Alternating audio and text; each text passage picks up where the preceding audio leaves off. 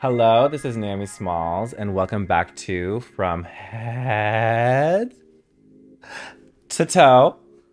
And today we're going to be recapping RuPaul's Drag Race All Stars 9, Episode 6. Up first, we have the one, the only. I feel like I keep cheersing to her, so let's just cheers. To Miss RuPaul. RuPaul is definitely loving this silhouette of dress right now. I feel like she's loving a thicker material that cinches in at the waist, but like comes up and gives her like an off the shoulder or like a collar or some sort of volume up top and then kind of drops into a column at the bottom. RuPaul is definitely giving a very blush and bashful color palette here. I love this hair color with this dress color and most specifically with this contact color. She's not doing the blue contacts here. This is definitely more of like a hazel, more of like a light brown situation. And I feel like it just helps mute the look in the right way. It's not washing her out, but the color of a contact is so important.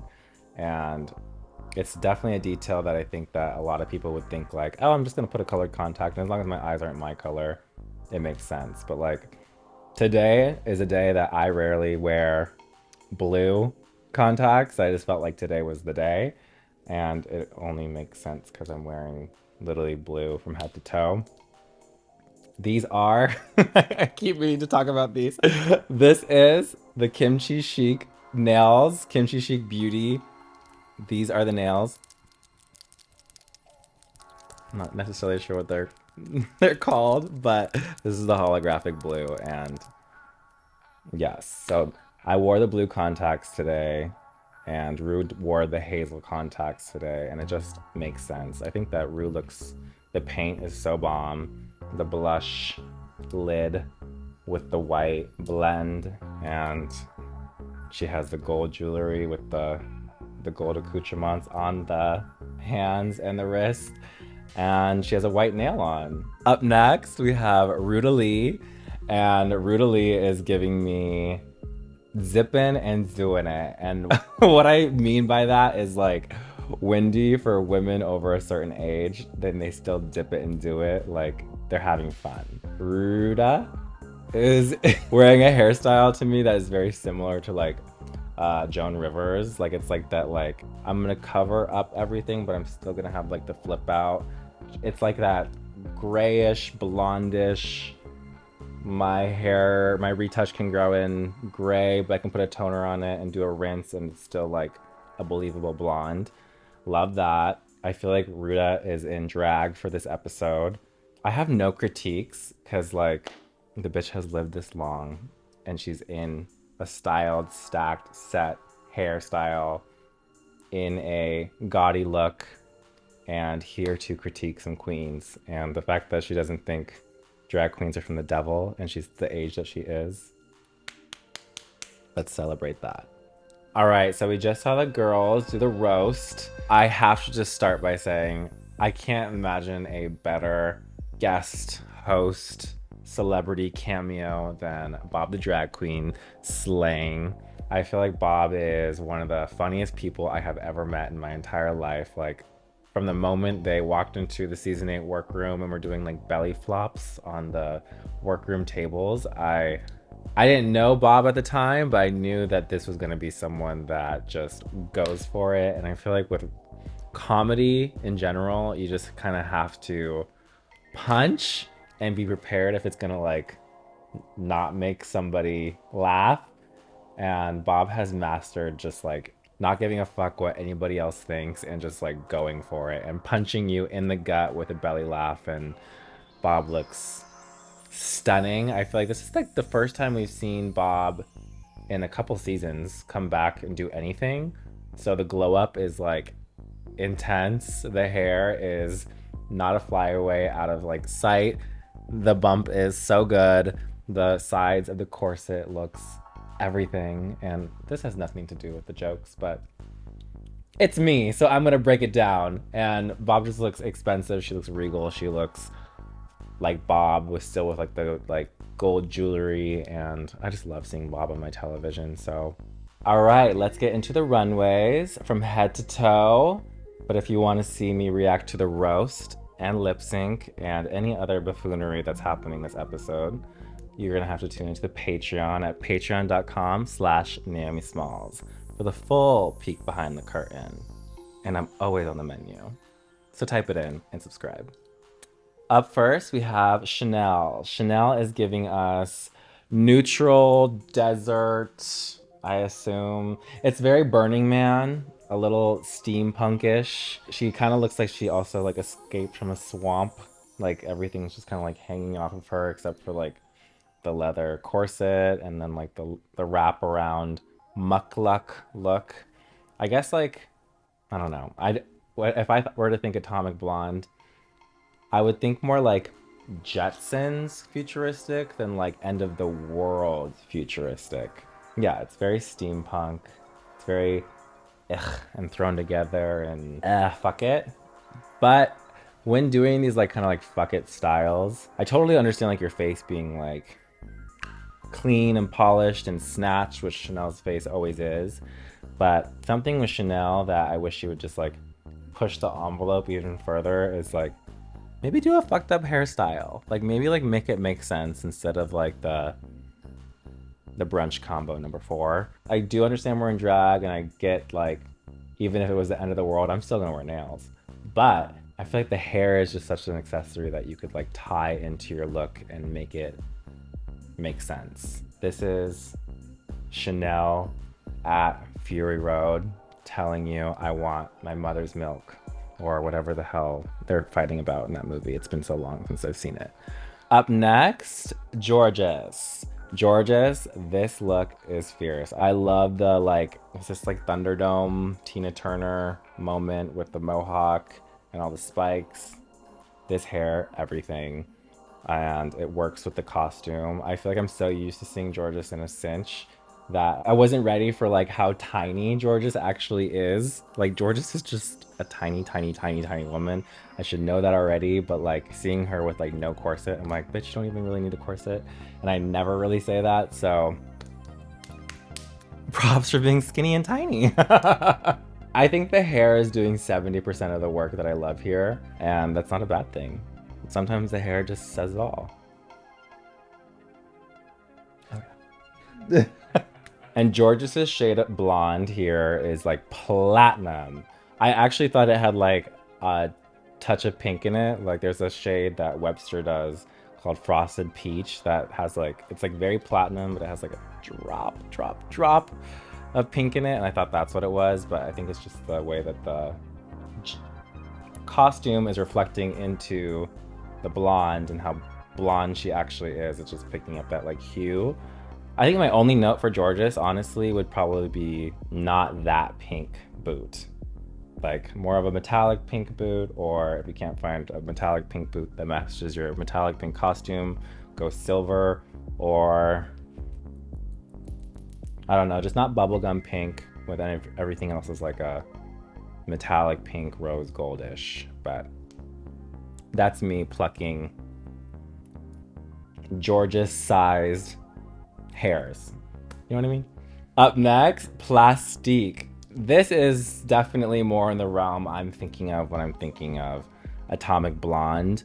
Plastique is in a motorized moment. She is the engine. She is the luxury vehicle. She is platinum as hell. And if it wasn't enough that she's platinum hair, like the whitest of blonde, and I know Plastique knows everything about getting that yellow and brass out of a blonde. It was the face reveal that had the blonde lashes and the white eyebrows, and I love this. I feel like when we were on tour, I used to tell her all the time, I'm like, if you ever do a platinum wig with blonde eyebrows, I'm gonna scream. And I was 1000% internally screaming when I saw Plastique do this look on the runway. She just looks insane. Like no one is touching Plastique's runways, and I'm so happy to see her do things that are so not in the Plastique comfort realm that I know her as. And she gagged me because I was like doubting it, and seeing it happen is just Atomic. Up next, Roxy Andrews, a beauty in beige. She is wearing definitely my favorite hair color on Roxy. I've definitely had wigs recreated and sent this wig as like an inspo to James and Zach. And I just feel like this shade of blonde just makes her look so V19, so tan, so gorgeous, so golden. Even like her like fur is in the same color realm. She's definitely wearing my favorite things in the world, and that is fur and nudity. I want her with this look to just be like golden goddess, and that's it. And like take the fur off your hat, like the Davy Crockett moment could go, because I just want to see Roxy serve ova-ness. Weirdly, I would ditch the fur. I never say that, but like for this look, I would ditch the fur because it's like desert, but like I'm trying to stay warm, but it's like hot because I'm naked. I don't know. My brain's not like something's not clicking. Something's not clicking. What's not clicking? What's not clicking? Yeah, I could probably live never seeing Roxy Andrews in a dark lip like this ever again, or with a slash in her eye. But I have to understand the headspace of like getting ready for a runway. You're just trying to do something different than the last time you were on the runway, so the judges can't critique you for doing the same shit on the runway. But like, girl, a different wig color and a different shoe and a different costume is enough to me. I don't need to be doing like the super crazy makeup switches that are so just like not on brand. I know Roxy Andrews as a Texas Dirt, V19, Milani eyeliner, Myth lip, no liner, because that's a woman. Up next, Vanessa Vanjie Mateo. I feel like this is the Frosted Peach Blonde. She has like the finger wave with like the chop. I've never seen that before. And it's really rare to not see something on Drag Race you've seen before, but it's really rare to never see like a wig style you've never seen before. And I think that this is super cool, super different. This costume reminds me of like the edits you see on like online of like fan art, or people like commission these artists to do these like 3D AI costumes on like an already taken photograph of you. And this is definitely giving me very that, but it's cool to see it like come to life. A lot of work looks like it went into this costume, and a lot of like cutting, and I'm not even gonna pretend I know anything about sewing, but a lot of cutting and holes and stitching together and like cutouts, and a lot of separates went into this. And I'm just curious how much time went into this. I feel like the one note I have specifically for Vanjie's look is maybe not that boot. I feel like I probably just would have worn like a strappy sandal just to like keep that like cutout peephole continued, instead of like just giving it a break there.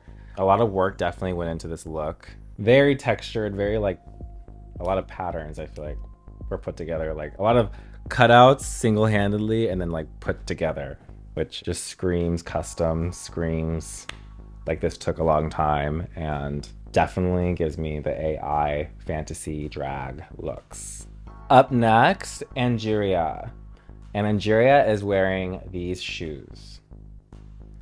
Up next, Gottmik. Gottmik is giving us a... If Donatella decided to get lost in the Mad Max desert that all the rest of the girls are there doing, and pay homage to a Versace icon, Little Kim, with the no tit moment, or the tit out moment, this is very cool. Gottmik has definitely proven that she is a skilled prosthetic artist, from her Lassie moment to her full-on breast augmentation.